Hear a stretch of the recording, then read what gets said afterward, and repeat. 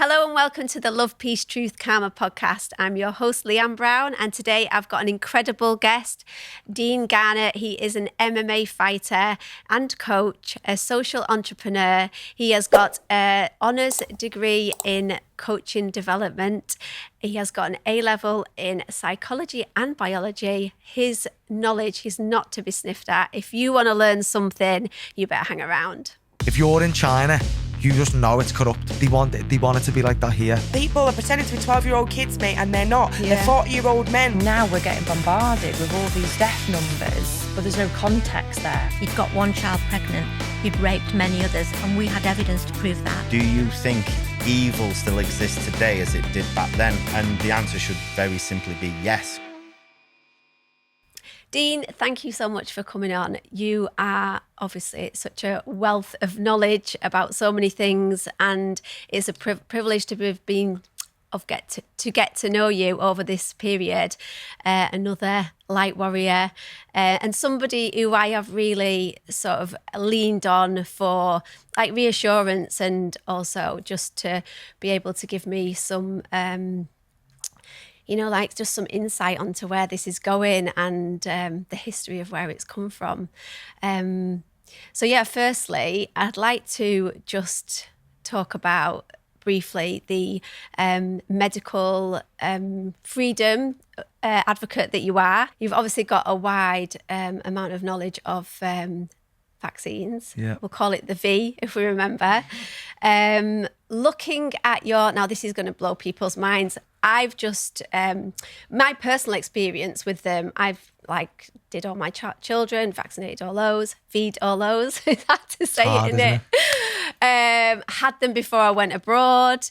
And it was only when it was the HPV with my eldest daughter that something just didn't seem right with me, and I started to look into it, and then obviously it opened a can of worms and was just absolutely blown away with what I found with regards to the injuries that they caused and the ingredients in them.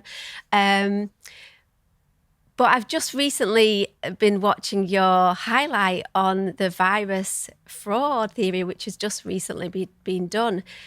Can you explain that a bit more to us? I can give you a basic explanation on it yet. So the best way to think about this now is we're not saying disease is a hoax. No one's saying that, right? I don't believe there's a polio virus. In fact, I know there isn't. Yeah, I want you to explain about that as well, because that's really interesting. But that doesn't mean I'm saying that people didn't get polio symptoms. What we're talking about here is causation. And what the normies do is they use the idea that you're challenging causation as an excuse to present you with a strawman argument that you're saying nothing's happening to anyone and everyone's fine and it's all made up. And that's a good little defense. If you're someone who hasn't got a clue what you're talking about and you hear people like me talking, use that and run off as fast as you can. You will defend your worldview, your narrative. Yeah. But if we look at virology as a science, I think it's based on many assumptions. And if we look at the assumptions we're using today, they go back like 150, the same assumptions we were making in the 1850s. What were the cars like in the 1850s? Like, don't even know if we had any. I was watching some early 1900. Yeah. So they were probably horse and carts, weren't they? I think it was like 1900 we started getting the cars and the trams and all that. So look how far we've come in automobiles, planes, medicine, building, energy. But vaccine science, up until the mRNA vaccines and DNA vaccines, hasn't changed. It's been this like almost medieval sort of corrupt ideology that disease is simply caused by a pathogen and there are really not many other variables you need to worry about. Don't worry about your food, the environment you're in. Don't worry about none of that. Just literally try and find this invisible enemy. Yeah. Now what they do is, there was a scientist called Robert Koch, and we have the Koch's postulates, which you've probably heard of, and that's how they basically say they've isolated the virus. But again, when we use the word isolation, in normal language, if I said to you, I'm going to isolate that plant, the plant would be on its own. If I was going to isolate you, you'd be alone. But when you talk about isolating a virus, you're not talking about isolating anything. You're talking about a concoction of things. Yeah. And what they do is they basically, I love this analogy, it's basically saying the flies are bringing the garbage. If your cell nucleus is a strand of DNA, which is obviously a group of nucleotides formed together in a double helix, when your cells get damaged, the DNA gets damaged, and the body's response is to obviously cut out the dead DNA or remove it somehow, and then that exits the cell wrapped in a protein. What does that sound like? Yeah. RNA wrapped in a protein. Yeah. It's a virus. It's Yeah. an exosome or a virus. Depends how you want to look at it. So what they do, they swab your nose and go, oh, you've got all these exosomes here. Let's put it in the PCR machine. Let's amplify it. And then they test the genome of it. But as they tell us, SARS-CoV-2 shares, I think it's 42 genes with the human genome. Sure it does.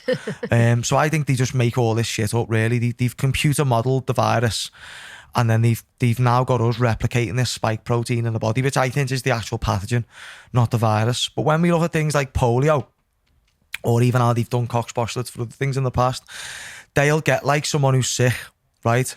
They'll take some of their like lung fluid or whatever, and they'll culture it first. Yeah. They'll filter it, which is the isolation process. Yeah. Yeah. And then they'll sort of put it in like a petri dish or whatever. But they'll now starve it of nutrients. They'll put antibiotics and antifungals in there. That's enough to cause cell death alone. Do you know what I mean? But they don't have a control group. They never do it with a control group. But Dr. Stefan Lanker, I think he's done it this year, has released new studies where he's using like cells. So like normally they might culture a virus on a monkey kidney. He's just used a monkey kidney and said, well, let's see if this does the same thing as the apparent virus. Exact same result. So what we know is the way virology has been, I forgot which scientist it is. I think it's Louis Pasteur.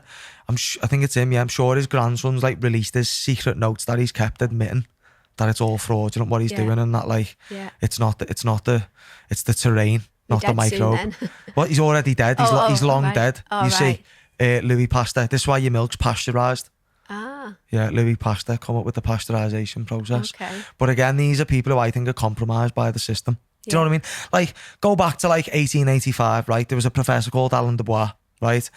And he isolated like the luciferase that's in the vaccines now.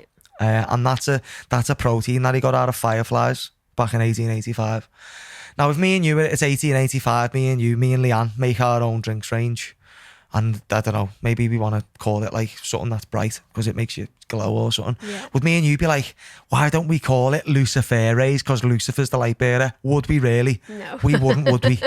If we did call it that, that'd be a bit occult-like, wouldn't it? It would, yeah. It would be, wouldn't it? Well, Alan Dubois just happened to call this luciferase. Yeah. So I just think a lot of these top academics and a lot of these top scientists, just like a lot of these top people in the banking industry, the political industry, the media, Hollywood, doesn't matter what it is, I also feel a lot of them are compromised. So I feel like these scientists and virologists and whatever else they are, biostitutes is what I like to call them, because that's what they are, the biologists for sale, aren't they? They're selling. Exactly. You know, if you look at there's a great piece of research done by a guy called John Ioannidis from Stanford.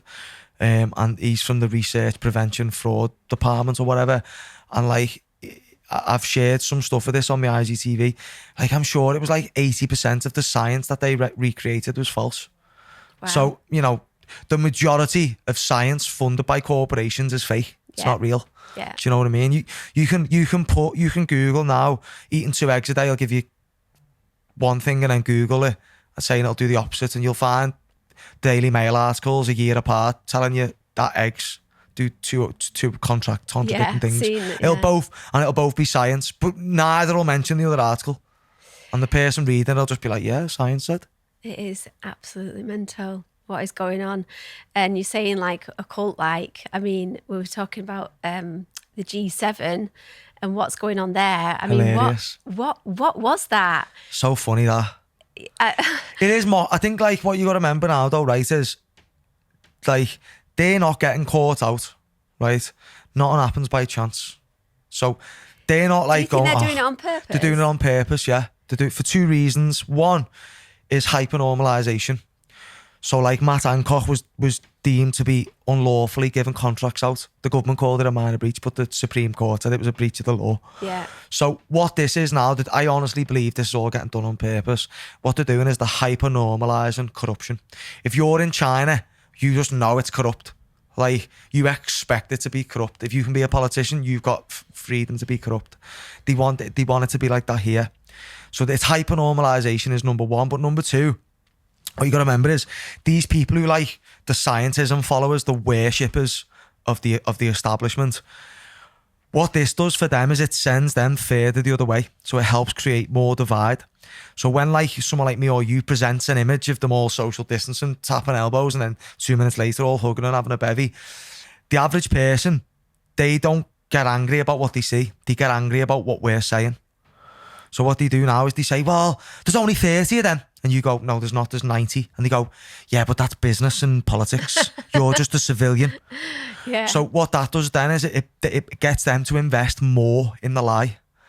Right. They become more invested in the lie. So instead of them going, oh shit, we're being lied to, they go further and further and further and further and further away to the point where they can't change. Like, they're so deep now in the agenda and they're so committed and invested in it. They don't want to be wrong. No. So the brain stops functioning normally. And, well, it's cognitive dissonance, isn't it? So they go into a stage of cognitive dissonance and they just obviously, you know, they refuse the facts now. Like, I'll say to someone that, you know, oh, the clinical trials don't end until 2020. That's your opinion. No, that's not my opinion. Well, I don't believe conspiracies. No, that's not. Well, it is a conspiracy. It's not a conspiracy theory. No. But yeah, you don't believe in conspiracies. That means you don't believe anyone conspires together. So you don't believe anyone's ever been corrupt in the human. So these people are just, they're completely void of any. There's nothing going on up here. They're simply just living out the programming, aren't they? Yeah. Do you know what I mean? If people haven't actually realised that what's going on now, then I don't think they ever will no, they? well, Like, at that point, you're not asleep, are you? You're in a coma. yeah. There's a big difference now. Yeah. Like, I'd say, like, obviously, we're all going to be free in 4 weeks, as you know. You know, it's all going in 4 weeks. We've only got 4 weeks left now. Can't wait. But, you know... Do you not think that's caused a bit more of a shift to the people that might have been like, oh, we've got the jab for holiday and now obviously it definitely has caused maybe another 3% to go over. What you got to think about, Leanne, is right, that shift might be meaningless, you've just mentioned, right? Let's go through some of the people in society, right? There's some who fully believe it. They're devoted to the narrative. They're the worshippers of scientism, right? Yeah. They're the ones who, you know, that's probably 40% of the population. Then you've got the architects of the matrix. Okay, so they're people with PhDs, people who are doctors, nurses, police officers. They don't necessarily have to believe it, but just like Pavlov's dog, they're getting a treat every time they sit. So they're going to salivate any time they're instructed to do X, Y, or Z by the government. If people come out the house and clap for you, you get paid, you get talked about like a hero. You know, people think put you on a pedestal. Why would you ever question it? What reason have you got to question the narrative? Definitely a grooming thing, that wasn't it? Well, it is, yeah. It's called behaviour management. It's a form of behaviour management. Yeah. You know, you've got negative reinforcement.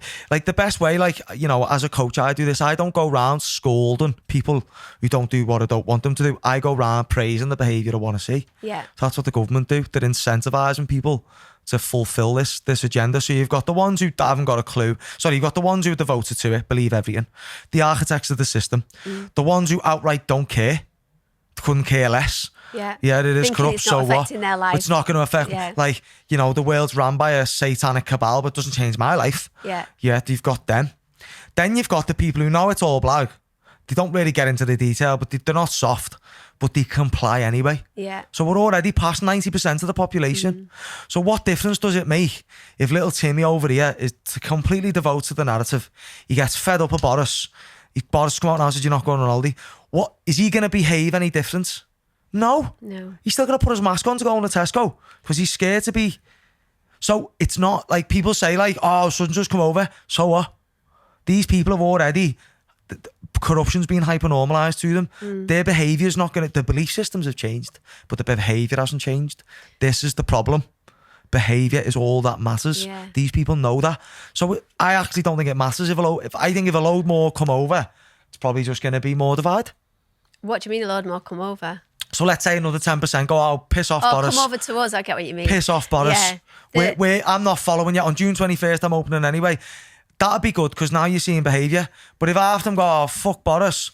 Oh, but yeah, we can't go out in 4 weeks. You've got to stay and you get a fine. then it doesn't change nothing, does it? What difference does it really make? I mean, that image of the football lads in them cages just made me want to puke. I mean, I'm all for the football continuing and stuff because it's our livelihood in a sense with Wes doing what he's doing. Yeah, but, you know, but it actually makes me feel sick. Like all them men, could I call them men? Like there's no. Let's call them beaters. Yeah, let's call them beaters for the purposes where today. are they when they're protesting for the freedom or the children's freedom? It's just crazy. And then obviously you've got, like you were saying about cognitive dissonance with what's happened with the football player on the pitch.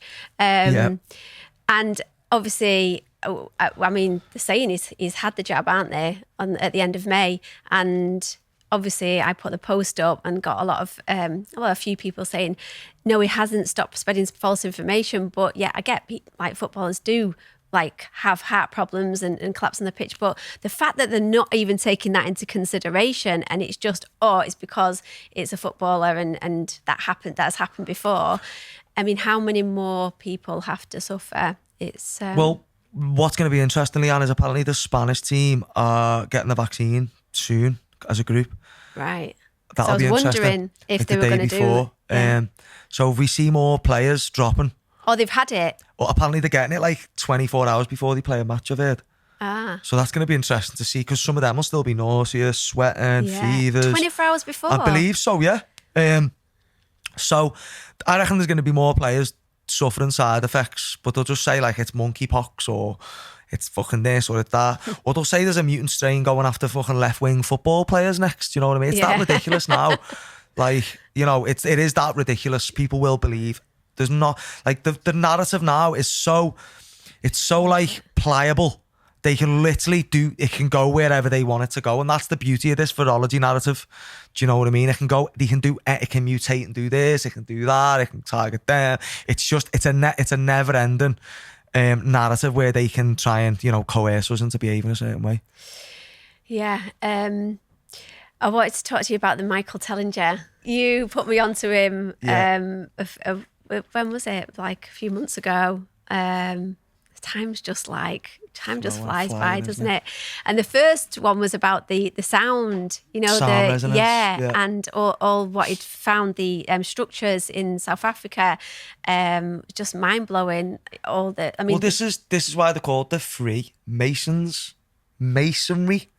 What's masonry relate to? Stone. Yeah. Stone masonry. Yeah. Who uses a mortarboard? Stonemasons. Who wears a mortarboard on their head? University graduates. Yeah. It's all linked in. Yes. You know, that's the Masonic mortarboard, and their biggest secret is the power of sound. Yeah. That's the biggest secret on this earth. We can got sound healing, sound energy. Healing, free energy, levitation. You can run vehicles on it. You can run UFOs on it, which are not made by aliens, they're made by man. You know, alien is a lie. There is no such thing. In my opinion, there might be interdimensional beings. I'm well up for that one, but I don't believe in aliens or, you know, extraterrestrial UFOs. That's all just fucking propaganda and probably some secret technology they've got stashed away using the information and the science that they're clearly hiding from us. Yeah, so he's starting this Ubuntu. Is it Ubuntu? Ubuntu, yeah. Movement. And I think this is really important for people to be able to, I mean, you said yourself, people are asking how we move out of this, how we move forward. The minority that are willing to see it for what it is and know that ultimately we have to rescue ourselves, don't we? And it's people like Michael Tellinger who started this movement to be able to go into small communities in South Africa and start contributionism. Contributionism, that's the word. Yeah, socialism, capitalism, communism, they all lead to debt slavery. All three of them. Like, anyone who believes in any of them systems is completely confused.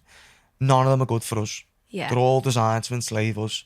All right, capitalism gives us more freedoms and socialism gives us more security and all this, but you don't need any of them. You only need them things if you believe in the narrative of the establishment that we're fed from birth, that you've got no power and you're dependent on them. You need them. Whereas contributionism is all about reclaiming your power at a local level. Yeah. Do you know what I mean? Yeah. And it's about like basically getting rid of money and Not that like we could create a society that runs without money at all. That's not what I'm saying. But let's say we came up with an Ubuntu community. We bought land, we set it up. The people within the group, you would never exchange money. Yeah. You would only exchange time. Yeah. You know, if you were going to give me an hour or something, I'll give you an hour back. Yeah. I might be doing brain surgery, you might be doing cleaning, but it doesn't matter. How do you get to be a brain surgeon and I get to be a cleaner? It's the way it is, Leanne. Sorry, Leanne. No, but you know, you see what I'm getting at, though. Yoga class or something, you know. Yeah, no, but I just wanted to, like, you know, in society, that's like an amazing job. Yeah. And, you know, cleaning, not wrong with being a cleaner, but something anyone can do. I know. Everyone But can do. compared to So, a brain surgeon, you know. but you know, so I'm the brain surgeon, you're the cleaner. No, but you see what I'm getting at, don't you? That hour that the brain surgeon's got has got no more value than that hour of the cleaner. Yeah. The value is the hour. Yeah. Time is our only commodity. Yeah. Do you know what I mean? True. Now, obviously, within the community, you need money to grow it and develop it. Yeah. And you will run projects that make money, but you would have to have a social benefit, and the profit would only be reinvested back into the community.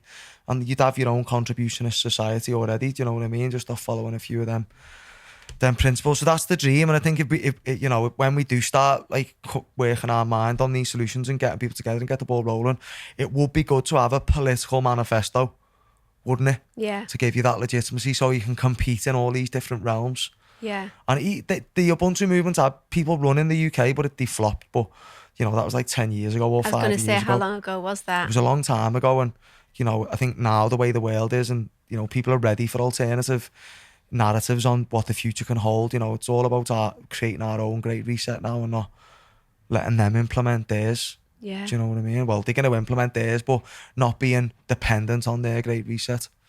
Yeah, it is true though, isn't it? Like when you start listening to him and saying that it is people who make the world go round, money does get in the way.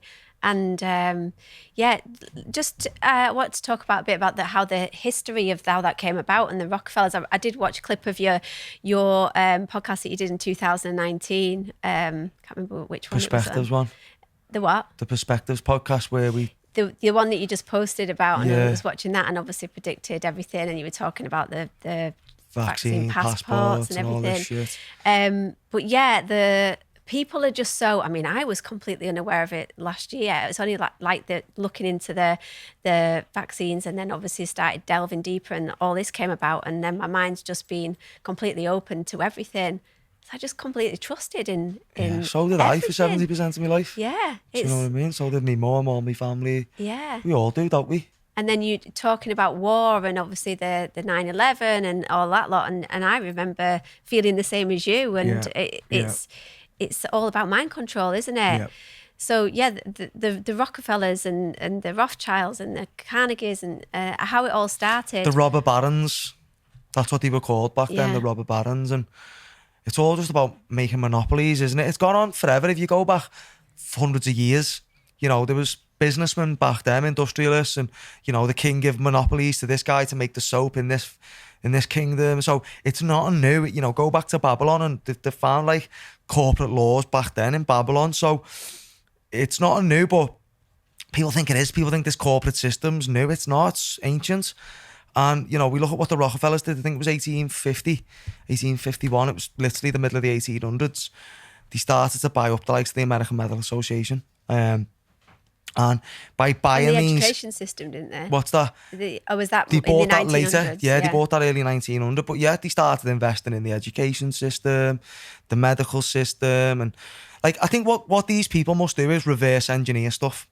If you look at someone and go, right, got person A here, let's just imagine his life. How does he determine what's truth? Oh, well, he looks at the experts. Okay, so if we can get the experts to lie, then we can control people's perception on truth. This is dead easy. Yeah. That's how they've obviously figured this out. It's just a little bit of reverse engineering in every situation. So what they done was they bought up the America. Before this, they already had all the big industry, didn't they? The Carnegies and, you know, the Rockefellers obviously had massive interest in oil. 13 families? I think there was originally 13 families, yeah, which is why they say there's 13's an unlucky number. Do you know what I mean? That's why it's an unlucky number for us. I think it's 13. a lucky number, actually. Well, it probably is a lucky number. Yeah. So that's why it's apparently an unlucky number. So yeah, the Carnegies, building the railways, taking over the coal, the oil, and then we look at how they sort of create this like layered progression. Then so it's like, right, we're gonna buy the pharmaceutical industry out, but we're gonna limit them to using anything but our petrochemicals. Yeah. This Do you know is what I just insane. So it's like all of a sudden now we've got a medical system that only uses petrochemicals. Well, who sells the petrochemicals? The same person who owns the pharmaceutical company. Yeah. And they own the media. Yeah. And they're the ones bankrolling your politicians. And bear in mind, they're not even making this money. They're printing it out of thin air. Yeah, exactly. Through the Federal Reserve Act. So Yeah. the monetary system's the big head of the snake. So it's gone on since the dawn of time. For as long back as we can remember. It's gone on that long. I'd love to know what this is what really interests me. Like, you've got these people who still don't believe what we're saying. Like, they're so detached from reality. Like, it's so easy to prove what we're saying is the truth. None of it's denied. It's not even denied by anyone that these organisations and these families bought and own all this stuff. And like, these people don't think it though. So not only that these people don't say, oh no, they have done all that, but they're not being sinister. They just outright don't believe they've done all this stuff. So how are you meant to have a conversation with people like that? Whereas people like us are talking about how did they get to that point? Yeah. What was happening in Babylon? What was happening in Egypt? And that's when it gets dead interesting, because obviously the history doesn't go back that far. We know we've got a lot more evidence that what happened in 1850s, what actually happened. But we haven't got much evidence to say the version of events we're getting told on Egypt or Babylon is what it was. Definitely isn't. Do you know what I mean? So there's so much we don't know. I know. It's kept from us. Yeah, I just done an interview in The Sun, and I was on the phone to him for about 20 minutes. I got asked to do it, and I just thought, well, I'll do it, because at least if they put a couple of points in there and I just need to stick to facts and stats and figures and, I was on the phone to him for a while, and I was like firing, and I was talking about the physicians' informed consent, how they'd published a paper saying that there's 1 in 9 children had adverse reactions, and then with the frontline COVID critical care alliance, and how the studies they'd done ivermectin and hydroxychloroquine. And at the end of the conversation, I said, have you had your jab? And he said, yes, I have. I'm following the medical advice. And I said, well, you're only following one half of the medical advice, because there's a whole other narrative that's there for you to see, but you're obviously not seeing it. And I said, just out of kindness, I told him to make sure that he gets, because I said, nobody knows what's going to happen when this next flu season comes round. And obviously people that are more likely to get sick when it gets colder, take vitamin C, take zinc, take vitamin D, is it? Yeah, vitamin D. And I said, and pine needle tea is supposed to be really good because of the spike protein. It detoxes your body. And he literally went, ooh, pine needle tea? Ooh, no thanks. And he said, next you'll be telling me to drink nettle soup. And I was like, well, you will mock, but these things grow from the ground. What are you injecting yourself with? Yeah, exactly. Oh, the hypocrisy. Just like, oh, wow. It's crazy, and isn't you it? talk about that, how everything's been suppressed. Like the Rockefellers branded everyone a quack, didn't they? That anything holistic or natural branded them like complete insane. And it's still going on. Yeah, people are still eating it up like it's fucking truth. It's crazy. Oh no, it's frustrating listening to people talk like that, innit? Yeah. They're so detached from, they've got zero agency over their own body or their own thought. They believe they have, but they're not. They're just on autopilot. Someone's literally going bing, bing, bing, and they're just going, right, okay, I'll think that. Yeah, I think this next, and they're just too easy to control. Yeah, and it's the language. People don't realise how powerful the language is. Yeah, it's all about the language. Yeah, and I've brought this book. Yeah, I'm just word magic, and that's exactly. Word magic. Anybody check this out if you want to learn a bit more about language. It's fascinating. But you know a bit about this, don't you, Dean? I do. Well, I'm interested in it. Yeah. I wouldn't say I know loads about it, but I'm dead interested in it. But just language in general, we know how powerful it is, we use words to ourselves, and how ourselves are waiting for that instruction of our thoughts and words. But and the affect the physical material world we live in. Like you've seen these people where they get 2 plants and they say all bad words to one and all night, and or you put love and hate on a glass of water and freeze it and then look at the crystals. Yeah. So, again, obviously mainstream science stays well clear of anything like this, because, it challenges their pseudo-science that they like to put out there, that, we live in a material, physical world, there's nothing beyond that. But, every word you say, it has a frequency. that you're pumping. There's a particular resonance leaving your mouth when you say X, Y, or Z. And I do believe that helps with their creation. 100%. It helps create their world. In this book, it tells you like the Latin, obviously where it come from and how it's derived, and obviously you were just mentioning before about, but nobody even would think about any of this, would they not? Like with regards to, obviously with the common law, people are talking a bit more about it now with regards to the straw man, the birth certificate, but the birth. What you were saying about before about the birth. Well, it's all to do with ships, isn't it? Yeah. So that's why you're a citizenship. Yeah. When you get your citizenship, you're on the ship. Yeah. And where a ship leaves like goes into the sea or enters land through a birth canal. Yeah. BERTH. Yeah. Yeah, you birth. Because it's a different spelling. Just a different spelling, but they Yeah. mean the same thing. The baby is the cargo Yeah. that comes out Yeah. and is birthed out the birth canal. Yeah, of course. So all the language is very, very powerful, you know. That's why when you sign your birth certificate, you're the informant, not the parent. Wow. Because you're informing the estate that they've now got a new piece of property. Yeah. Yeah. So then they create a bond. Bond. What does bond mean? In there, they're talking about something financial. But if I said I'm bonding you to that table, what does that mean I'm doing? Fixed to it. Sticking you to it, fixed on it. So they're now going to bond on this commercial entity, which is a person. Yeah. PER, like a pound per kilo, person of the United Kingdom, which is a corporation. So as soon as you sign that birth certificate, you're now agreeing into this contract. Yeah, Yeah. contract. Yeah. It's a contract. Yeah, by definition. You're now entering into this bond for your child. And you're now sealing, that's it, is sealing the bond between them Yeah. and the corporate state. That's why when you die, you're a corpse, because you was once a corporation. A corporation, corpse, dead, oration is speak. That's when you're the speaking dead. But once you're dead, you're just a corpse because you can't talk no more. Wow. It's frightening. It is frightening, isn't And it? that's why, like... But what about before that? So what was the language? If this has been used against us from the people that are obviously... Exactly. Yeah. This is where I get lost. Yeah. This is just me just guessing now. So like, what was before that? Like, you know, is Hebrew? Are them languages? Are they sacred? Like, should we learn to speak languages from the past again now and unlearn this horrible, satanic slave language that we all use? Like, most of the words we use enslave us.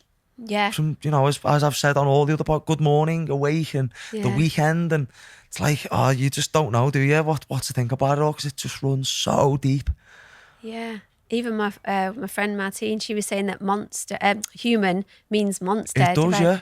It does. I mean, that just like... It does, yeah. They call us monsters, yeah, by definition. And that's where The Walking Dead comes from, because I think it was 1666. The Fire of London was that year, was it? Sure, it was just after the Fire of London in 1666. All, like, the documents got burnt, right? All our, like, you know, documents to say that we were alive got burnt, and then it was from then on they created this new system where you were going to agree to be dead when you signed the birth certificate. And I think you get 7 years or something from birth to reclaim your dominion. Right. So you need to go back to the company and say, no, I'm here, I'm alive.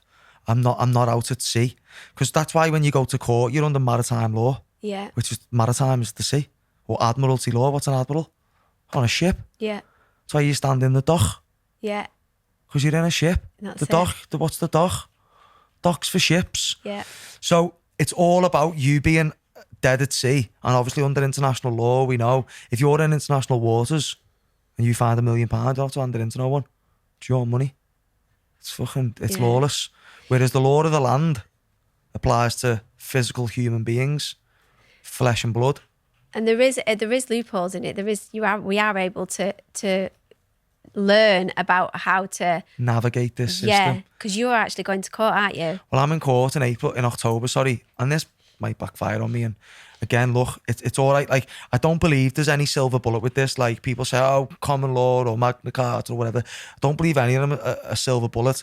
I think everything's groupthink, isn't it? If you've got a judge or a magistrate who's more aligned with your belief system on what's going on, then, like, for my charges, I was out my house without good reason. Right?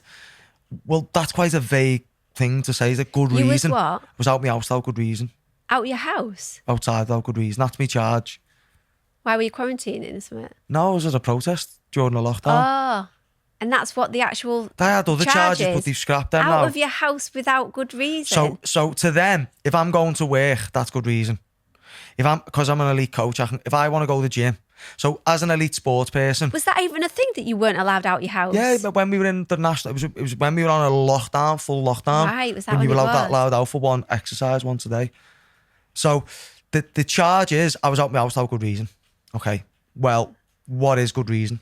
So I need to convince this judge that me going to work as an elite athlete is not good enough. Like me going to Old Pads for one of my lads, that's not that important. Yeah. Me protesting for me right to work, me civil liberties, me bodily autonomy, the local economy, people suffering suicides, the young people suffering that I'm a community leader for.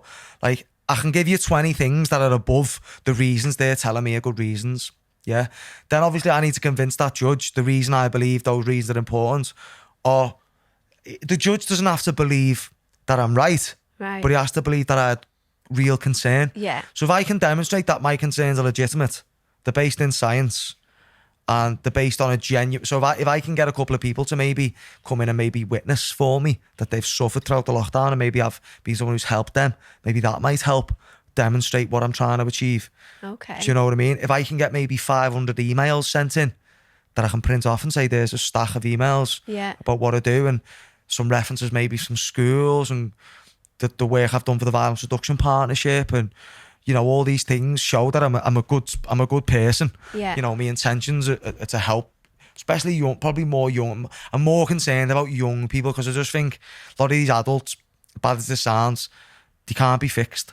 It's much easier to build strong children than fix broken men. It just is. Well, that's why they're being infiltrated in the schools and stuff now, isn't it? To indoctrinate them even more than what they already are. Even more than what they are. So you're representing yourself. I want to represent myself, but I'm going to get support. I know a couple of people who are solicitors and stuff, but the only reason I want to represent myself is because of how genuine my concerns are. Yeah. And I want the magistrate to really understand where I'm coming from. And if he doesn't and he just ups me fine to 10 grand, well, at least decide. Like, I'm going to have kids one day and I need to be able to look them in the eye and say, oh, no, honestly, I didn't just lay down to this, mate, or, you know, to my daughter or whatever these kids I've got in the future. My future children, I can't tell them that, like, oh yeah, I could get fine, so we just played along. Like, no, I'd be a bit embarrassed to do that. You know what I mean? So, aren't you seen as like I was watching a thing and they were saying if you don't represent yourself, and that means that you're not able to actually do it for yourself because you're not like. Yeah, I forgot what the word is, but again, it's almost like said submitting. Imbecile or something. It's that's so what the mad word like that, yeah. And again, so that's how they look at you. Yeah. Well, this comes back to me, right? Wanting agency over my own body and accountability for everything that I'm doing now. So if I was going to court because I'd ran someone over, which is a terrible offence and it's criminal, I would take a solicitor in or a lawyer. But what I'm trying to prove to people here is we're right. And again, the magistrate might be on my side. The duty solicitor that I spoke to before I went in to give me plea, he was fully on our side and he said, look, these magistrates are about 50. I've spoke to a few, they're 50-50. Really? 50 are completely not having it. And by the time October comes, and don't forget, I'm going to be able to show this judge a video clip of me in 2019 telling people what's going to happen. So he might say, I'm not qualified to talk about this. Well, I am qualified. Like, all right, people, the normies, going, you're not qualified to, no, you haven't got a degree. Listen, if you've got to take a vaccine, then for the law of informed consent to apply, you've got to be able to have a conversation about it. Yeah, exactly. If you can't, it's a criminal offence for you to take the drug. Yeah. So how can you sit there and say, I'm not qualified to talk about it or have an opinion on it when the law requires me to accept it? Yeah. Yeah. So what I want to do when I go to court is I want to try and make no statements or don't make statements in court, because what supersedes common law? Like, please don't quote me on anything about the law, please. Anyone jumping in the comments moaning about my knowledge of law, just piss right off, all right? I'm not none of this isn't legal advice for anybody. This is just my perception from looking at it briefly. And what you're doing, yeah. If I'm going to tell you something about the vaccine, like the vaccine clinical trials end in 2023, that's a fact. And if you want the reference, I can give you it. Yeah.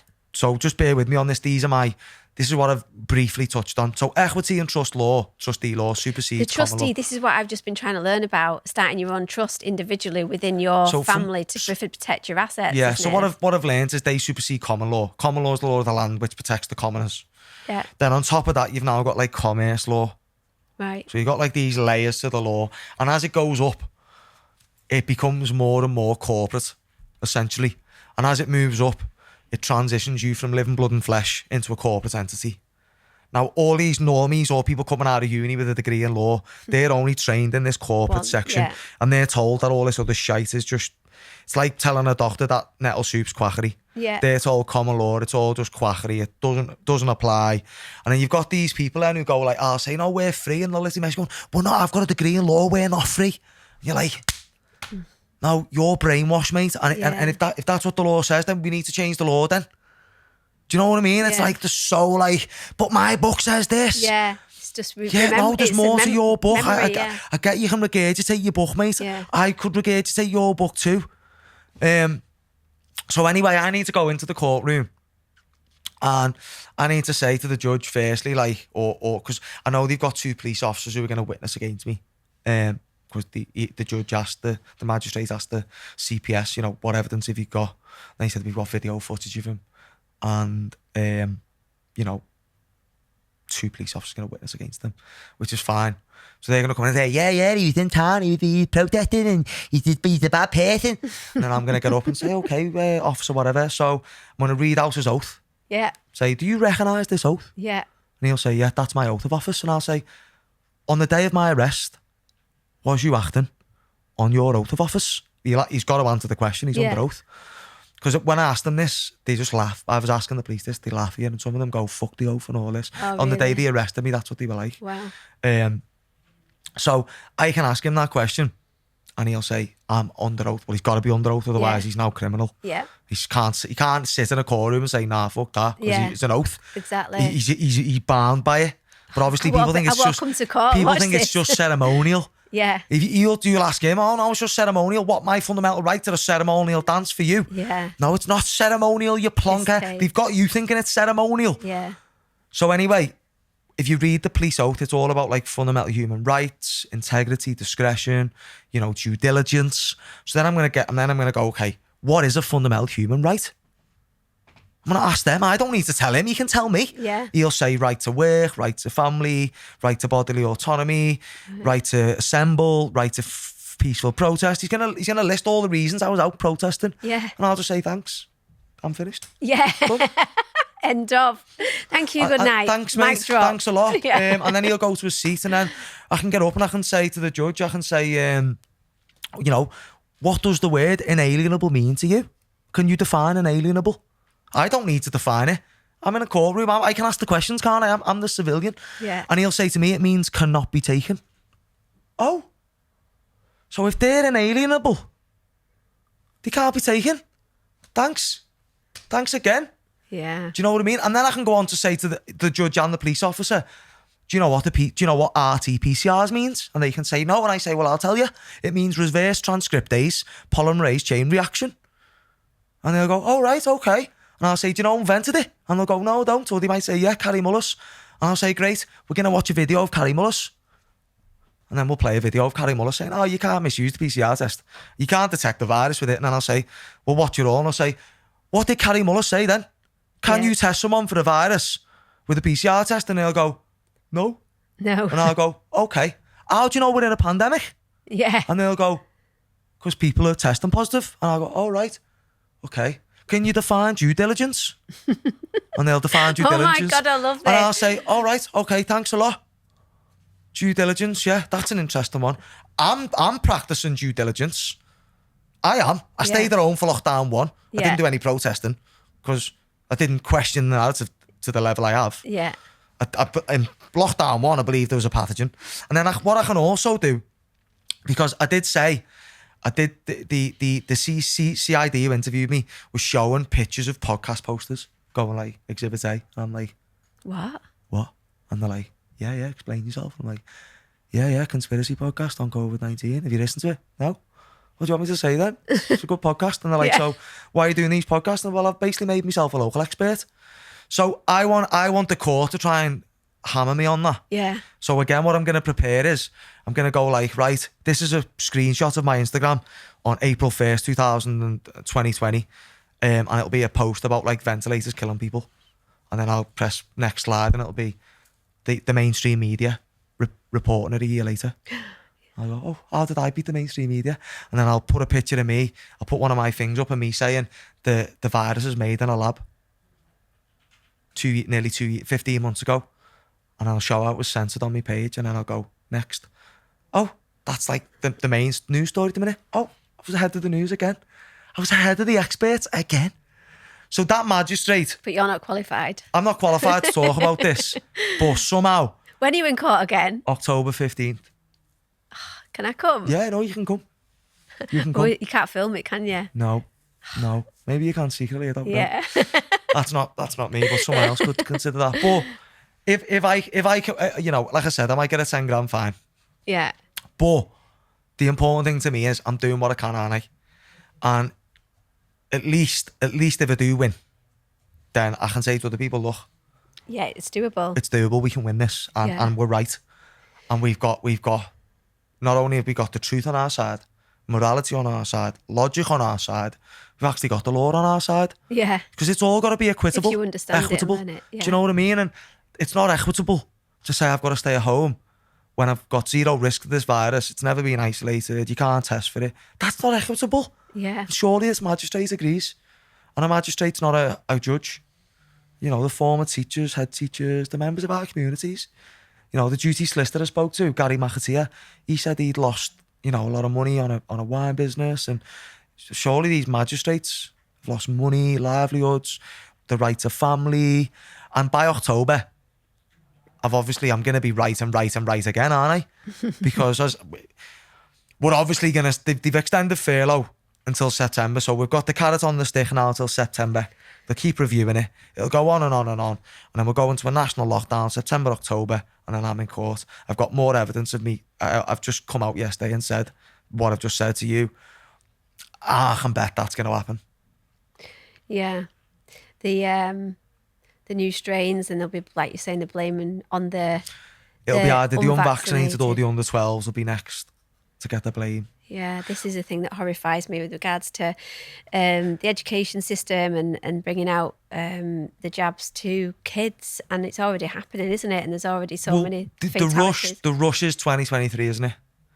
Because that's why it's staying in emergency. Yeah, because by 2023, it's finished its trial, so it's either good enough to license or it's not safe, right? If it determined they can license it in 2023, they'll crack on. But obviously, that's not going to be the case. I believe there's going to be that many deaths. There's going to be that many deaths and injuries. They're going to say, oh, we're not going to license it. But at that point, it's all damage is done. You can't claim. You can't sue anyone. You can't get any compensation. You get nothing. You joined in on the experiment. That's your fault, not ours. Yeah. And the job's done. They've already injected everyone with this mRNA technology. You know, and then I don't know what the outcome of that's going to be, but certainly the agenda here is to achieve that vaccine in every man, woman, child. And listen, don't be surprised if they go after pets. Literally, you might laugh at that, but do not be surprised if by 2025 they want to inject your animals with this stuff. That's how ridiculous it is. What do you think about the spike protein and the shedding? Do you think that's harmful, or do you think that's just more of a division? I'm on the fence, Leanne. So am I. You know, I shared something about a week ago, and it was a document which was advising how to conduct research into shedding on vaccines.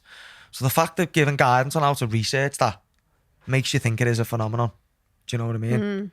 But I'm on the fence about it because, like I said, I believe they know about this. I believe they've computer modelled this they know this spike protein's the pathogen. Yeah. This is the thing that's pathogenic. Yeah. Not the virus. Otherwise, why would they be carrying out the narrative? You can still get it, you can still pass it on. And people with it are still being tested, still testing positive. Exactly. So it might suit the narrative, but with the spike protein, I think that's what's pathogenic. And there is, if you type into Google PubMed, disseminating vaccines. You'll get several studies, or PubMed, self-spreading vaccines. You'll get lots of scientific journals that talk about self-spreading vaccines. So it could definitely be a thing. Definitely. Surely it can't be as effective though. No, I wouldn't imagine it is, because what you got to think about is like the reality. Like, I don't believe, like, you know, let's think about this, right? They're saying that you can spread it asymptomatically. Anthony Fauci's admitted you can't in his emails, right? Yeah. The Chinese study with 10 million or 11 million people proved you can't. Us knowing people who've had it, or being, you know, a couple who share a bed, one getting it, one not. So we know it's not a contagious virus. It's obviously a different type of illness. But what they tell you now is, by getting the vaccine, you'd have something called relative risk reduction, RRR. Right? Yeah, yeah. And this is where they're saying 99% effective and all this, and 95% effective. So all that means is your symptoms are less. Well, how did they know? Yeah. How do they know your symptoms aren't worse? They haven't really got something else, a baseline to measure off. But based on that, so if you have less symptoms, they're saying that makes you less infectious. Well, doesn't that just prove the asymptomatic argument? Exactly. It's such a contradiction, isn't it? Yeah. So I'm not sure about the shedding thing. I wouldn't be surprised if it was true, though. It could well be true. But what I'm thinking there is it like the old Epstein didn't kill himself? It was suicide. Well, he's alive. See how, like, so if they've got you, like, is the virus man-made, or is it made in a lab? Obviously now they want us to talk about it being made in a lab, but they didn't want us to talk about that last year. It was censored, but now Anthony Fauci's talking about it. Yeah. Well, I was telling you about this last year, and people were laughing at me, and now they're like, "Oh, look at this! It's made in a lab." But when I seen it was made in a lab, it got me scared. It made me think there might be a reason to be fearful. Yeah. So it still keeps you on the fear narrative. There's still an invisible enemy out there. You're arguing over its origins rather than the fact it's even a thing. So I worry. Do you know anyone that's died of COVID?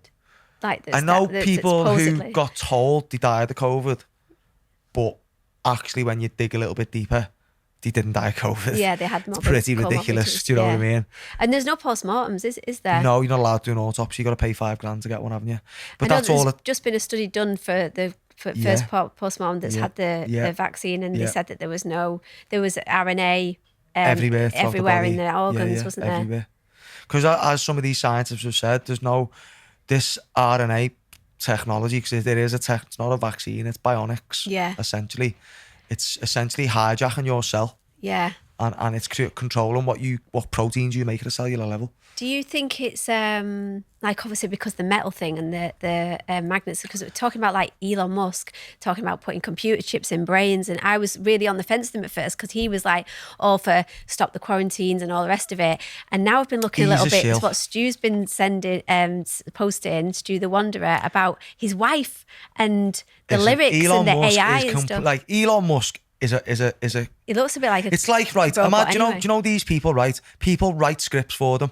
Yeah. Right, Stephen Hawkins, Elon Musk, Bill Gates, Jeff Bezos, they're actors. This is my opinion. What about Katie Hopkins? No way.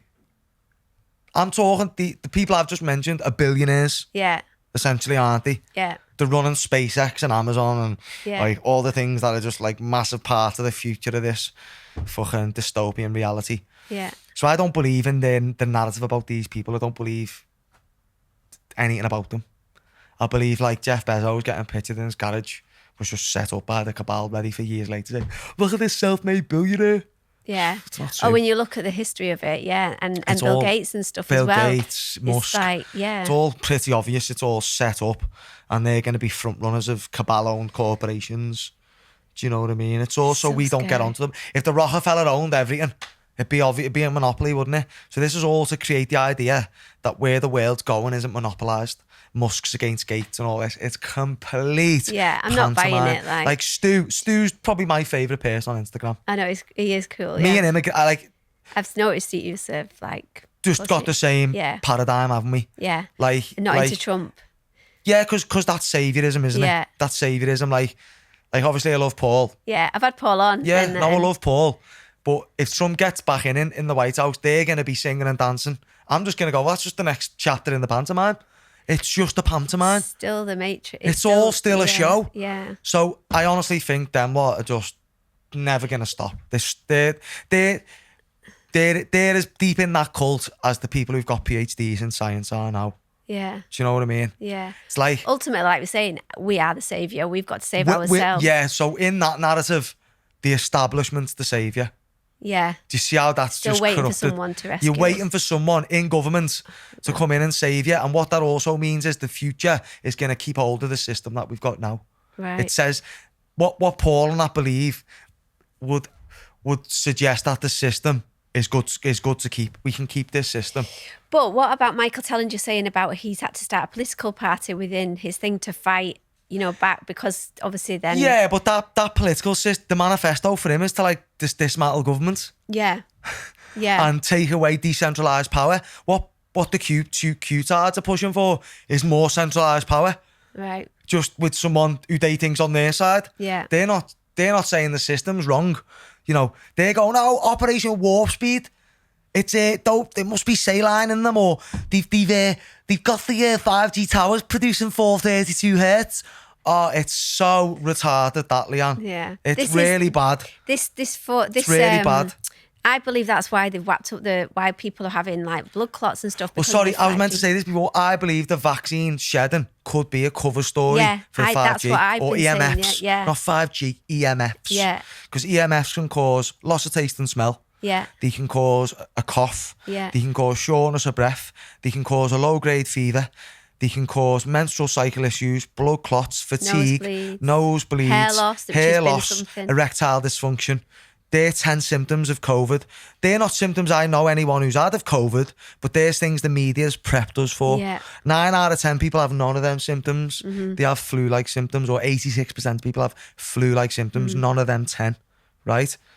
What does that tell you? Like, I wasn't around for the polio epidemics, but they used lead arsenate on the food back then, right? And obviously before they sprayed it on the food, they tested on pests. And it was paralysing the pests and killing the pests. Yeah. So I wouldn't be surprised, this is just me guessing, if before they even sprayed the food, they said, got an actor or two, or poisoned a couple of people and said, look, there's this new disease. If you get paralysed or you get severe pain, it's this new virus that's going around. And then they do it. Yeah. And then it starts happening, and the scientists who called it look right. Yeah. Because they've preempted what's coming. Yeah. Oh, look, you're all getting polio. Oh, it's contagious. 10 kids in a class of 30, you've got it. No, them 10 kids at the same strawberries from the canteen. Exactly. We're talking about early 1900s. The strawberries are from up the road, they're not from China. So that's why contagion looks like it's a thing, because people get these symptoms locally because they're exposed to the same toxins locally. Yeah. And again, if you look at like 2021 season to 2020, the peak is always at the same week. Throughout history, it's always dead similar. So how are these viruses becoming so prominent on the same latitude of the Earth at the same time? Right? Yeah. It makes me think there's obviously a link What's to the going solar on? energy and what's going on above our heads with the celestial bodies. There must be a point where the celestial bodies, this is also what the old Chinese proverbs talk about. When the celestial bodies are at a certain point, it increases a certain energy, which is like a detoxification energy. Okay. So which is why we see these heightened flu symptoms in the same places, all around the world.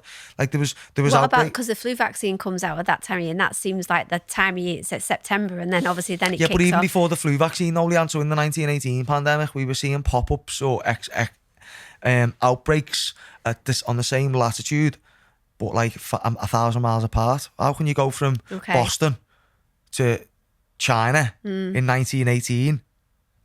How can the virus get from A to B? Yeah. Well, right now in this narrative, we got all these people flying everywhere, so that's the story.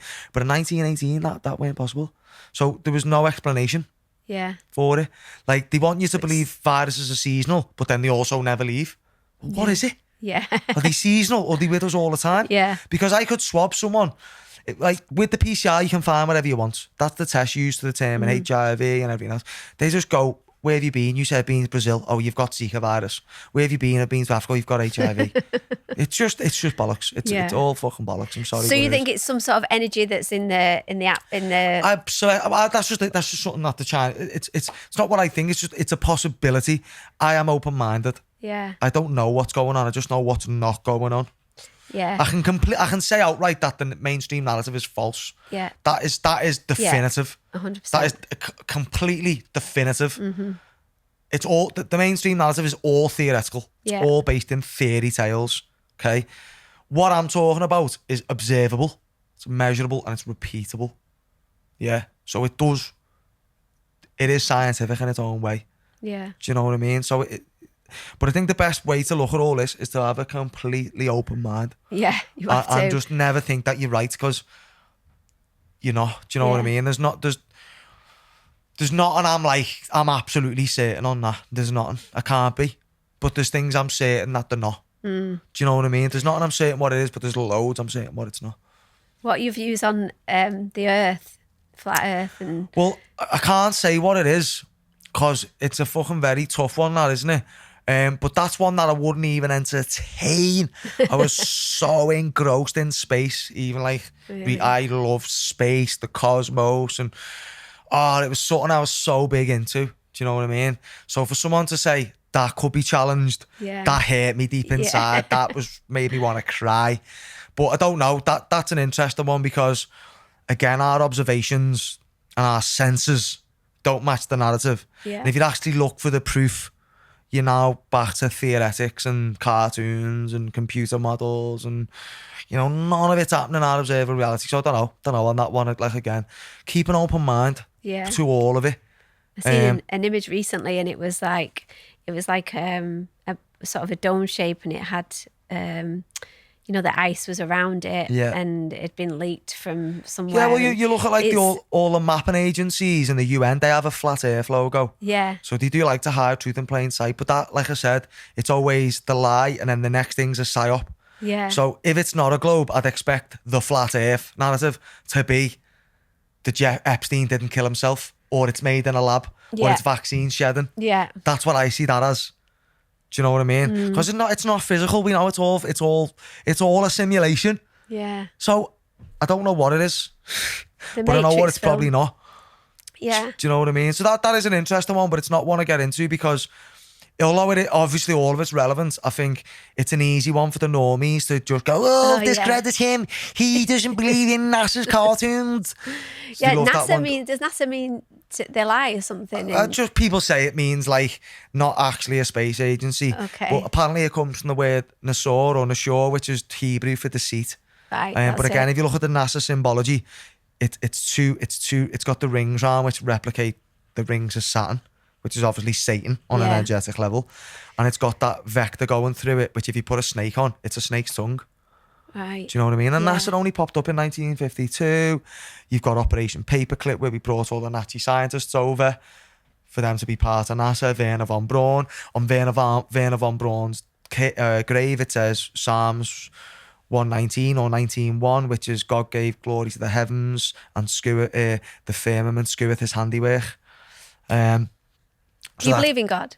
I believe in a creator, but I don't believe in organised religion. Yeah. Religion, legion. Yeah. Some worship in legion. So that just means many worship the sun. So I believe in a creator, but I don't follow any organised religion. Do you think that there's going to be this alien invasion, what's been spoke about, this Operation Blue Beam? I do. With all the CGIs that are being shown. But it's almost why are they showing that? And then obviously talking about alien sightings or UFO sightings. It's all just prepping the normies. As we know, the normies don't put two and two together, do they? Yeah. So it doesn't matter what they put out there. A friend of mine said she was in Jamaica, and she said she's seen a UFO last week. She said it was literally mind-blowing. Yeah, well, there's a guy called Bob Lazar. Have you heard of him?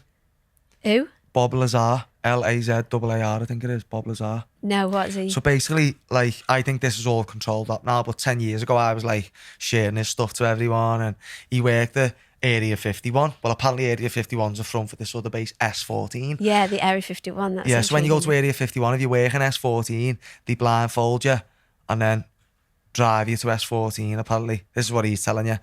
And he goes into a hangar, and they've got actual spacecraft. And he's he's thinking it's man-made, apparently. And then he finds out, these guys in S14, right, we want you to find out what metals it's made of. And it turns out it's not made from a metal that we know. And then it turns out it's from a star constellation called Zeta Reticuli, and it's all dead believable. And then one night he takes his girlfriend and his mate and his girlfriend out to the Nevada desert, and they watch them test flying the UFOs. Yeah, and then he gets caught by the government and he loses his job and he's allowed to tell the tale. And, yeah, aliens are real and we've got spacecraft, but it's all fucking lies. Now I can see that that's controlled off. Yeah. That's Trump. That's that same bullshit message that sounds like it's anti-establishment, sounds like it's exposing something to you, but it isn't. It's keeping you dumbed down and on the wrong narrative. So yeah, how do we get out of it? How do we taking responsibility for ourselves? The way forward, if you look at that Kingdom of Peniel video, did I send you that? Yeah, and I want to post that actually. It's Give it a amazing. post, but there's nothing saying we can't have a site in Wales between 50 of us and a site in Portugal and develop the both of them, similar to what they've suggested. Have a Ubuntu manifesto. Yeah. And then hopefully we be the change and others jump on board. That's all we can do. Yeah. That's all we can do. So we need well, we could do with Michael Tellinger coming over and doing us a... We could potentially get him over. I'm thinking about organising a meeting at the classroom. Also getting in touch with the guys that are doing the pineal gland as well. You know, like, I'm going to reach out look to at them, their like model, plan and model. see if they can help us or want to link with us. Could we be Kingdom of Pineal UK? Yeah. You know, you just look at where you can collaborate and use other people's groundwork now. But I'm gonna schedule a meeting with a few others that I'm speaking to for maybe end of June or something, early July at my gym where we've got loads of space. I've already had over 50 people express interest. You know I'm coming. Yeah, of course you're coming. But I've had people who like work in joinery, property development, I land. can clean. You're a cleaner, I'm a brain surgeon. So, you know, we've covered our bases there, yeah. You can keep the area sterile while I sort them out. While I lobotomise them all for the cult. So yeah, no, well, it's just getting everyone together and then saying, right, who's in? Because we've been working on something that we're going to do as a presentation, as a proposal. Okay. And then everyone's going to go, that's all right. And I say, what do you all think? Because it's not saying here's what we're going to do, it's just here's what we could do. Yeah. Fancy it? Yeah. And then people go, yeah, I like that idea. And then we say, right, well, here's our legality options. We can be a charity type trust. We can be a foundation. Yeah. We can be a CIO, a CIC, a non-incorporated organisation. So we have to pick the right legal structure. So that's how the National Trust have protected all that land, isn't it? Of course it is. Of course it is. Now, one of the girls who's going to help us out is works on the Charities Commission. Okay. And her job is to find fraudulent charities. So we'll make sure we're not a fraudulent charity. Yeah. There's 13 or 12 reasons you can be a charity. We tick 7 or 8. Okay. It's brilliant. When you start looking at the step-by-step procurement of it, it's not that hard. Yeah. It's not that hard. We then go and buy the land we buy. I've looked at some boss sites already, which are cheap. Why Wales? Because it's remote. It's remotely linked to the Northwest, isn't it? Yeah. Everyone in the Northwest, because again, there's probably going to be people from Manchester, Chester. Everyone in North Wales can get, North England can get to Wales. Yeah. And if we do set this up, you're probably going to have to meet once a week as a collective. Might not be the same day, but you might buy a site and you might say on a Saturday, Sunday, you've got to come one of them days. Everyone in your household has to give 3 hours labour. Yeah. And then we have a fire, play live music and have a barbecue. Yay. So every Saturday or so you might have half. I'm so up for this. You might have half do Saturday, half do Sunday. Yeah. But then that's your contributionism, isn't it? That's your 3 hours a week. Once we start it, then you might go on holiday for 2 weeks, but then you'll owe us 9 hours when you come back. You've all owe money to the time bank. That's how our civilization's going to grow. Yeah. So you set up your legal structure. You come up with your own constitution. Yeah, that's for your charity. You set up your bank accounts. Mm-hmm. Yeah. Everyone has to do this individually? No, this is all collectively? between us. Yeah. So obviously, if people have got skills, so the girl who's good at charity, she'll do the paperwork. Yeah. Do you know what I mean? So there's people who go, I'm going to just do all that for everyone. Yeah. So it's all about just playing to people's skills, because that's what community means. Yeah. It's all about common unity. I like the way they used that. So they actually said people united in common unity. Yeah. For community. Yeah. Amazing. I loved it when they said that on the Kingdom of Peniel thing. I've never heard anyone else push that like I am lately. Yeah. So what we have to look at then is, where are we going as a collective? And how did the diverse array of talent, skills and resources that we share get us there together? Yeah. In unity. Yeah. Same purpose, but all of us together. So we need to come up with that. Then we need to buy the land. We need to approach the local council as, you know, we're here to spread the message on global warming and how bad it is. Mm-hmm. We've got to be smart, because as that leaked CNN interview with the top guy in CNN, that Project Veritas, as he said, that's the next COVID. Yeah, of course. And as the World Economic Forum videos tell you, that's the next COVID. Yeah. That's going to be like Extinction Rebellion will have a protest for climate lockdowns. That's something I'm going to throw out there. By 2025, them clowns, there'll be protests before 2025, people will protest on the streets for climate lockdowns. That's how bad it's going to get. Wow. So we need to ride that wave rather than crash against it. So then we get land. So you're saying go along with it? Yeah. I'm not saying believe it. Yeah. But I'm saying if it helps you get... Use it against them. Yeah, if it lets you change the land use easily. So we might have 35 acres of... It's 20 acres pasture land, and we say to them, look, obviously pasture land, sheep farts and cows fart methane. It's warming the planet up. And to create a burger takes all this water. That is true.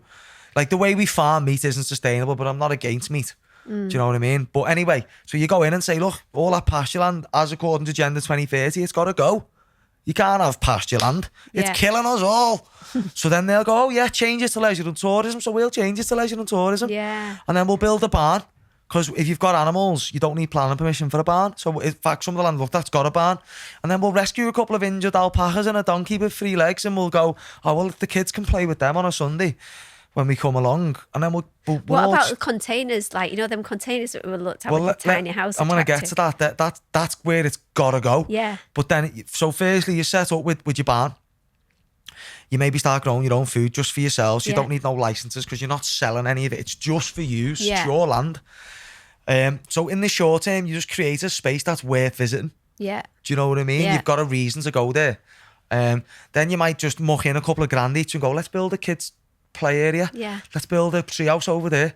So you do that early. So now you've got this great space for Saturday, Sunday for all of us to go together. Instead of going to your local park, drive an extra hour and meet there where people can't bother us and we don't have to look at people in masks and we don't have to be around fear. Because fear is a vibration and it taxes your immune system. Exactly. So that's, for me, that would be phase 1, creating an outdoor space. Phase 2 is the business side of it. The obvious business side of it's glamping. Yeah. So then we come up with a couple of glamping options. We do one like a treehouse, one a safari tent, and one a container. And we muck in and we fund that ourselves. That might take 2 years to fund or a year to fund it. But we fund it all ourselves. We build it all ourselves. Do you know what I mean? Using the skills in the group, the 3 hours every Saturday, Sunday. Yeah. And then we can sit back and go, how do we feel about that project? What was easier to build? What was more cost effective? What do you like most? Yeah. And then we can say, right, we've got planning permission to them because they're leisure and tourism. We've got planning permission. The 500 quid a weekend to stay in, 500 weeknight. When you come, you do an off-grid experience. You get to eat the off-grid food. You can use any of the amenities. Oh, I glamp regularly with my girlfriend, so I love this. This would be the best glamping I've ever been to. Yeah, see, I haven't done it. I haven't done it. I love it. It's great, Leanne. It's so relaxing.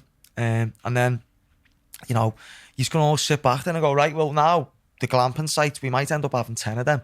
You might go, well, they're churning over like 250 grand a year then. Yeah. And we're paying, and that's after we've paid someone a salary or something. So before you know it, we've got a big income coming into the group now. We don't need to tax it ourselves. We can keep. Then we might say, all right, well, let's use site A to fund Portugal site B. Yeah. And we just grow it for our children. But what about the travelling? Well, this is why you start in the UK, because if there's no travelling, then you can't go to site B. We've already got site A. Yeah. And if you can't fly, but you can travel, then you work towards getting off-grid. Like, for me, if you look at the tiny homes on wheels, they don't need planning permission. So for us, if we want to have an option to stay on the land ever, like you're going to keep your house. You've got your house, but then you've got a tiny home as big as this room. Yeah. And you've seen how nice some of them are. Yeah. And that could be like yours and Wes's holiday home. People buy a caravan for more expensive than you'll do this tiny home. And it's on wheels. Yeah. And if you ever do want to move it to Portugal, you can pay a couple of grand and it'll get taken on a trailer. Yeah. Do you know what I'm saying? Yeah. And if you ever want to sell it, you can sell it. Someone can buy it and move it somewhere. So it's an investment. Yeah. And it doesn't require any planning permission. Yeah. And if you ever want to, you can go and live in it for 2 weeks and no one can bother you because it's your land and you'd probably just have a space on the land that's maybe got loads more trees around it. It's a bit more secluded. It's got a no entry sign to the people who glamp on the site. And that's where you lot can have your little space where you might all just spend time together. Or hopefully some of the people who are involved completely get rid of their houses and live on the site and manage the site for the rest of us. Yeah. And then there might be other people who keep their house and rent it out.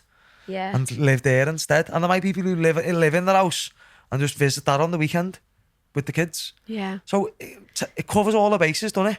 How much time have we got to do this, though? This is the thing. Have you seen them Deagle predictions? The what? The Deagle predictions. No. So someone sent me these about 2 years ago, and I thought nothing of it. I was like, nah, be shite that. This company, Deagle.com, apparently they've worked with government before. All right, they've had contracts off government. They had these predictions on their website for the world's population numbers in 2025, and some of the population reduction is huge, especially in the G7 countries. Especially. Really? The highest of all of them is the UK. By Wow. 25, they predict 80% of the people in this country will be dead. Now, it could be nothing. It could be just pure shite. It could be put out there to create fear. Yeah. I don't know. But it could also be true, couldn't it?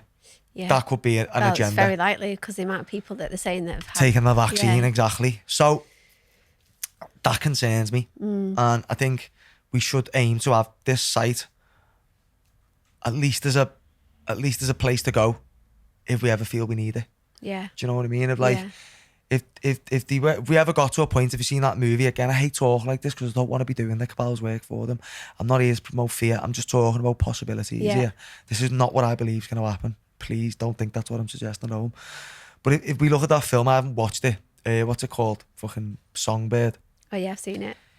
Have you seen it? I can't watch it because I just feel like it's projecting. But was it scary? Yeah, it's not good.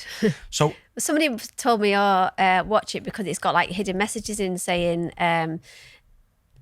like things on the wall, but I didn't really see any of them, you know, like to let you know. I worry that that's where they wanted to go, and by showing people there's people who watch them movies and then when it happens they'll act accordingly, they'll act how they see the police acting in the movie, pre-programming, shooting isn't people it? for no reason and all that.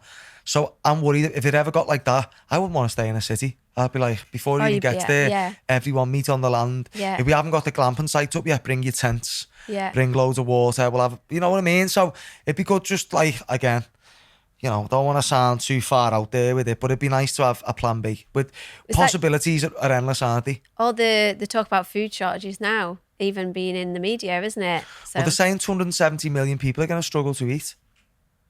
270 million? Yeah. That's very concerning. Yeah. And again, if you look at the potential harm that causes, that makes the response to COVID more genocidal than Hitler, Stalin, Mao, all of them put together. yeah.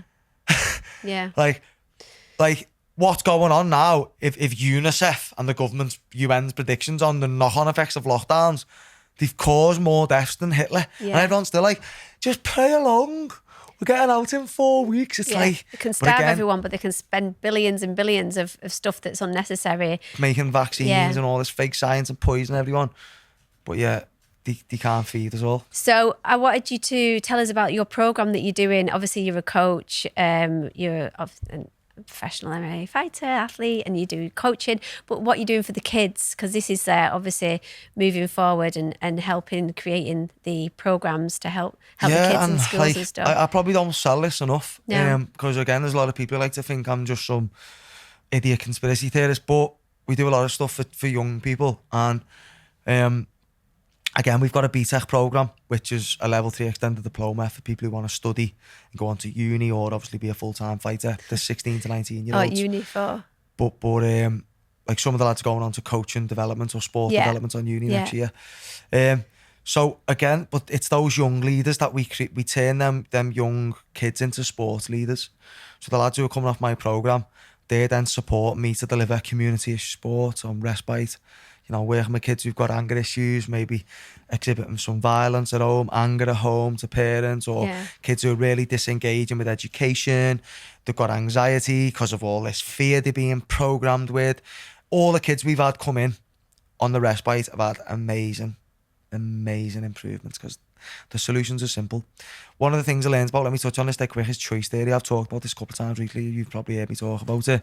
Choice theory. Yeah, so what we've got to look at when we look at our children. Stop talking so quick because you're trying to get all the information out. Yeah, I am. I'm looking at that clock going, I need to worry up. But Don't worry. choice theory is a thing designed by someone called William Glasser. And it's all about like taking control of your situation. It used to be called control theory, but didn't sound good. They changed it to choice theory. It's so you make better choices. Yeah. and can have more control over your own decision making. So if we look at a child, or anyone for that matter, we all have 5 basic needs that need to be met every day: love and belonging, fun and enjoyment, self-power, self-worth, freedom, survival and health. Obviously lockdowns destroy them, which is obviously why they're doing them. And then those 5 daily needs are met by your 4 Ps. This is called your quality world. So you got your basic needs, and how you achieve your basic needs is through your quality world. Now that's people, places, pastimes, possessions. Again, if we look at lockdown, it affects the people you can see, the places you can go, and the pastimes you can engage in. Doesn't limit your possessions, but it kills the rest. So we learnt about choice theory with as a mentoring program for these kids. And as part of the stuff I'm doing in schools, got 2 school programs, one self-defense for primary, called the DAD system, which is all we teach them about values, communication, awareness, respect and empathy. Amazing. Talk about those values with the kids. Our systems: diffuse, avoid, defend. Diffuse with care, that's your anagram. Avoid is stance and guard, and how to move safely with green, red, amber, traffic light system of danger. And then defend is like how to escape headlocks and body locks and wrist locks and close grabs. So that's what we do with the primary kids. And the secondary school kids, they get a 6-week program on, it's called Project I Am. We talk about the power of the spoken word. If you say, oh, I'm shit, I'm tired, I'm crap at that, that's what you are. But if you say, people say, what are you up to? Oh, it's shit, innit? That's what a lot of the kids say, it's shit. It's going to be shit. So it's all about giving them some insight into the power of their own language. So we actually talk about that with the kids first. As well as like saying words like sick. It's sick for something good. They don't realise that so that, you know. I just give them a bit of that. I used to say it's wicked. Everything was wicked when I was younger. Wicked's a bad word. Showing my age, Wicked means like heinous, really evil. I know. That's what I used to say for good though all the time. It's funny how they flip it all. They invert it, don't they? And then we do boxing with them, and then we do meditation. Amazing. And we all meditate. These are kids who are a bit disengaged with school. But again, and how much have you seen like really good? Like the teachers are to be a boss, and they love them for you coming in, and you know I might only have them sit still for 3 minutes. They don't use the word meditation around them. They call it mental fitness, and you know it's body stillness. You're gonna just see if you can concentrate on being. I say, imagine you're tired on a treadmill. What are you gonna do when you gas? Jump off. Well, if I try and concentrate on something and then my mind wanders, that's just me jumping off the concentration treadmill. That's my mental fitness giving in on me. So we use that analogy. So anyway, back to choice theory. We use that with these groups. So you got your 5 daily needs, your quality worlds, and then you've got perception model, which imagine there's your perception. You've got your 5 senses interpreting the information we get from the government, the media, people around us. That goes into your brain.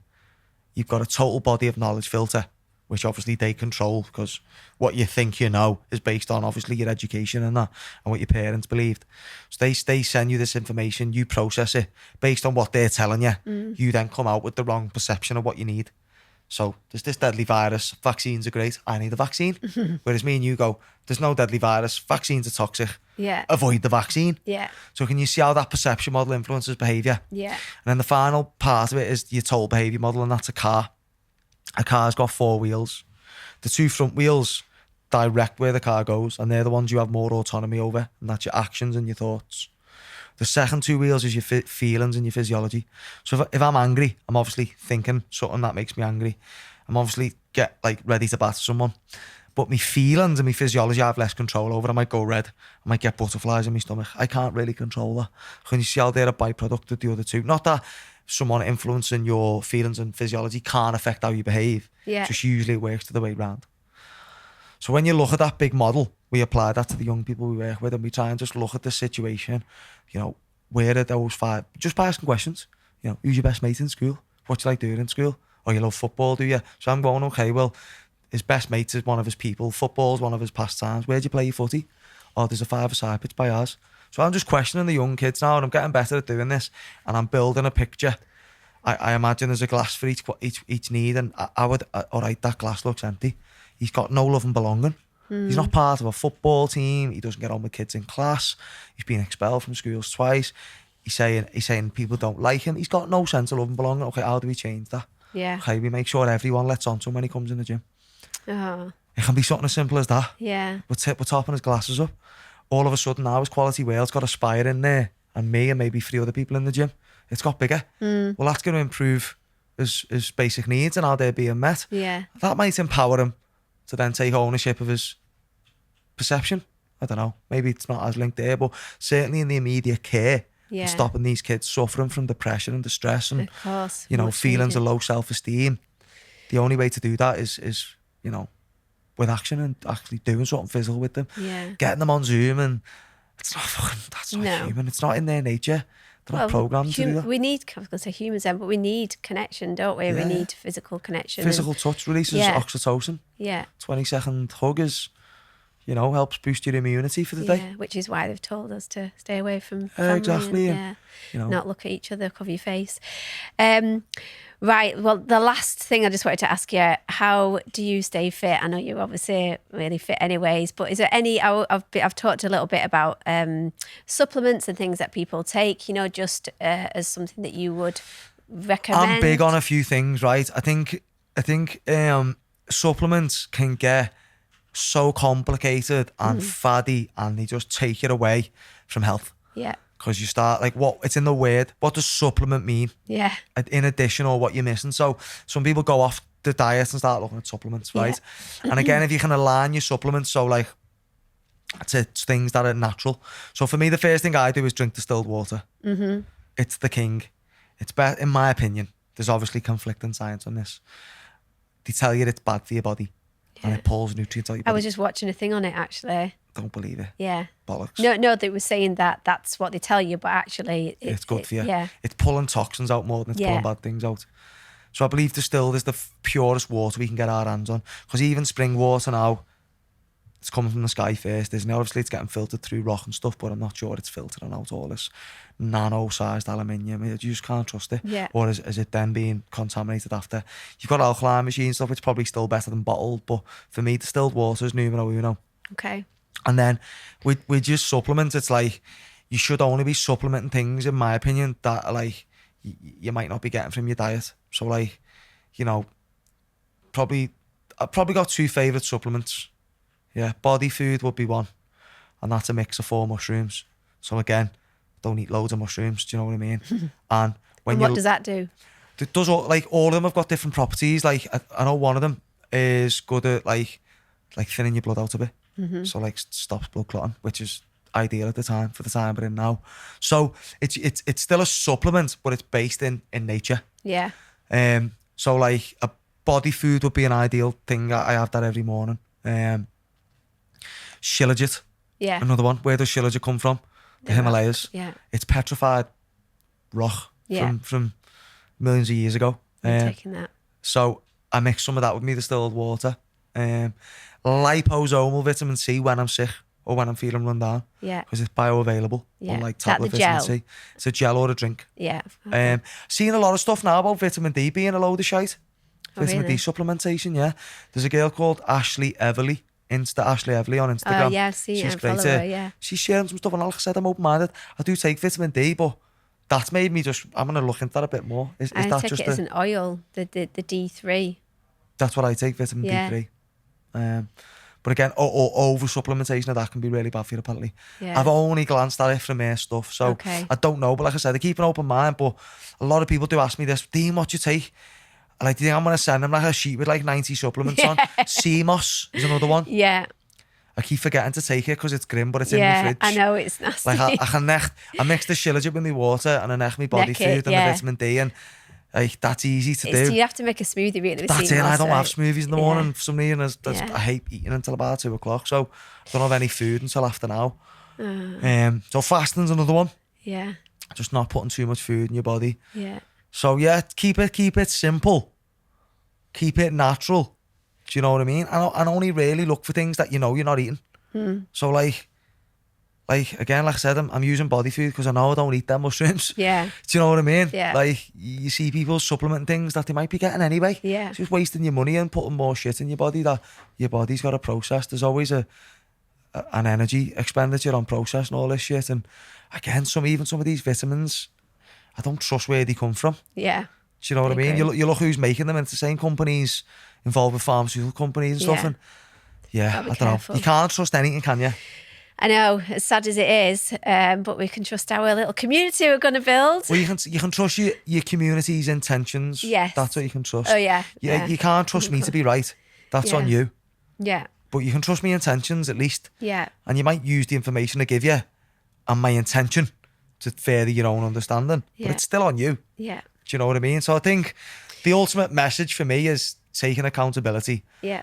Forget about, like, I love Michael Tellinger, but he's not my saviour. No. I'm my saviour. Yeah. I might use his info. Yeah, it's an inspiration. But only from I can him. save me. Yeah, of course. Do you know what I mean? Like, Trump can't save me or any of these other, like, Yeah. you know, I think they're all false prophets. But, you know, I think a great example of a false prophet right now is Russell Brand. Yeah. Like, I was having this conversation 2 years ago before this pandemic even started, when he was getting all spiritual, saying, my brother, nah, he's a shilling. Yeah. My brother quite into him, but like getting him round now, sending him some Stu's posts on him and stuff, like Yeah. that is not, like, people think of someone's telling the truth, they're on your side. And what you don't realise, like, the only people listening to Russell Brand are in our group already. Yeah. They're all, like my Instagram stories, they are getting pointless. Like, I'm this close to just not closing my Instagram, but either archiving everything on my Instagram and just having personal page again. Yeah. Or I'm tempted to archive everything and change it to like Ubuntu Liverpool or something and just start again with it. Yeah. Or I'm tempted to get rid of it because I feel like at this point it's just an echo chamber. All right, to get a few new followers every day, so there's still a couple of people. But for what it taxes out of my energy, Yeah. you know, agree. is it worth it forever? I've definitely woke a load of people up. So I'm proud of that. I'm glad that I've give people insight where they've. So if you're just taking what I say on face value, you haven't been woke. I'm just your new saviour. That's still toxic. Yeah. But I've led people to the point where they actually take responsibility, information. They go, nah, it is complex, but the level Dean's talking about is the layman level, and it is the level you're supposed to know to take the drug anyway. So it's like encouraging people to be a bit more like, no, I'm going, Dean or Barry or Stu or Paul or Leanne said this, but what do I think? Yeah. What do I actually think? Why do they think that? What information did they counter? What could they be missing? Where's their confirmation bias? We've all got all this stuff going on. We're all, you know, we're even getting cognitive dissonance ourselves. Yeah. You know, with things that we believe. So, you know, just never ever think that you know everything, because that's the death of you. Well, yeah. It's ongoing, isn't it? It's a journey. It's forever evolving, and like I said, you can watch my podcast and you'll see how my narrative's changing. Yeah. Do you know what I mean? And I see yours is as well. Yeah. Do you know what I mean? Like, people want to call us anti-vaxxers, but we're both fully vaccinated. Yeah. We both got vaccinated to travel 5 years ago or whatever it was. Well, like, a couple of years ago, mate. yeah, so it's like, how are we anti-vaxxers, Yeah. mate? Or anti-sciencers? These are the same people with a mask on that says on the box, does not prevent Yeah, COVID-19. exactly. Is that not anti-science? Yeah. Like, how am I anti-science? You're anti-science. Do you know what I mean? You know, I was questioning a hypothesis, anti-science. Isn't that what science is? Isn't science testing hypotheses that question the world around us and the observations that we have of natural phenomena in our environment, in the natural world? That is what science is. Yeah. So how can something be science if it's anti all then? Science is forever evolving, like you say, and things never like settled. peer review studies is something that's fixed, so then people can't challenge Like, it, and that's like, it's in the name, peer review. Oh, right, okay, because 6 people agree. yeah, It's right. yeah, Is that not the problem we've got with science? Like, yeah, don't we want to put stuff out there that not everyone agrees on? Isn't Yeah. that good science? exactly. Do you know what I mean? It's this idea that we all agree and the science is settled that's got us in this mess. I think that's like the bigger, obviously the monetary system combined with the lies is how we're here today, Yeah, and people's ignorance. So I'll leave it on that. yes, But if you're watching yeah, and you're interested, yeah. Tell them. if you're interested, stay tuned. Give me a follow. Give Leanne a follow. Drop me a message. Let me know that you're interested in. This. Maybe not. I'm not saying living off grid. That's not what I'm saying. Yeah. If you're It's- interested in being it's a- part of a community Yeah. that wants to It's a access process, nature, isn't it? Yeah. But if things like reconnecting with nature, having some control over your own resources, like knowing if they turn the tap off, Yeah, you've or got they water. they shut the Tesco, we can drive to our land and we've got a natural well there, Yeah. or we've got food growing there. Yeah. If that resonates with you, you want a space for the kids. You know, you'd love to just be part of a project that's giving back. Yeah. Because once we set this up, we won't just keep it to ourselves. We'll offer it out to the community for free. If there's local schools, we'll invite them there for the day. Yeah. And so it's about giving back as well. So if any of them things resonate with you, and you've got the same concerns we have, not the same beliefs we have, Yeah. but the same concerns. We only have to be 100%. unified in our concerns and our values. We don't have to be unified in our beliefs, and that's a big. Everyone's going, "Oh, we don't all agree, though, lad." Yeah, well, why is that a problem? We don't. If we have to all agree, and we're not just recreating the old problems of society, are we not just another cult? Do you know what I mean? Exactly. The whole thing should be universal law, common law. Don't harm anyone else. Be respectful. And most importantly, let's just be within nature and within our natural selves. Like the word natural comes from the words nature, which is Egyptian, nature, and al, which is of. So spirit, sorry. So it means of spirit. Yeah. So let's live in our natural spirit. Let's Let's exercise our natural resonance. Amazing. All right. Amazing. Nice one for having me on. Oh, thank you for coming. Thank you so much for tuning in. Please do like and subscribe if you're watching from YouTube. And I hope you enjoyed it. And I'll see you next time. If you're in China, you just know it's corrupt. They want it to be like that here. People are pretending to be 12-year-old kids, mate, and they're not. Yeah. They're 40-year-old men. Now we're getting bombarded with all these death numbers, but there's no context there. He'd got one child pregnant, he'd raped many others, and we had evidence to prove that. Do you think evil still exists today as it did back then? And the answer should very simply be yes.